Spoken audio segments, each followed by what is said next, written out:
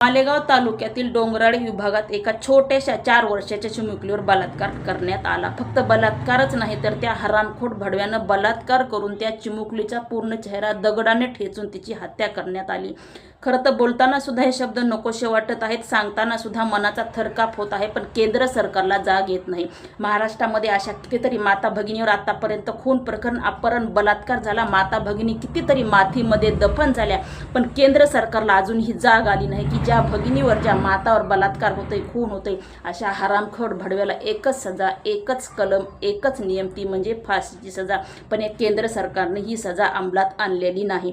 Police प्रशासनाला सुद्धा अधिकार आहे, जर कुठे गुन्हा होत असेल तर त्यांना direct face to face, no वकील नो जज, समोरासमोर धड धड गोळ्या घालून त्यांना उडवलं पाहिजे, ही पावर पोलिसाकडे आहे। पण पोलीस सुद्धा असं करत नाही, डोळ्याने तमाशा पाहत आहे, मूग गिळून गप्प आहे। म्हणून या केंद्र सरकारचे मी म्हणावे तेवढे अभिनंदन आणि कौतुक कमीच करते। तरी पण मोदी साहेबांचे, रुपालीताई चाकणकर, फडणवीस, अजितदादा पवार, एकनाथ शिंदे या सगळ्यांचे मी हार्दिक अभिनंदन करते की तुमच्यामुळे होणारे महिलावर होणारे अन्याय, अत्याचार, खून प्रकरण, अपहरणचे प्रकार दिवसेंदिवस वाढत आहेत, खुले सांड मैदानात फिरत आहेत आणि माता भगिनी मातीमध्ये दफन होत आहेत। म्हणून मी तुम्हा सर्वांचं अगदी मनापासून हार्दिक स्वागत करते।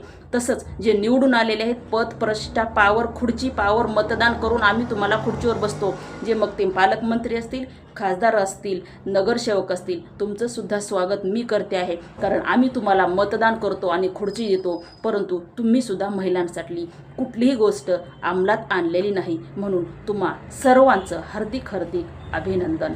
जय हिंद, जय महाराष्ट्र।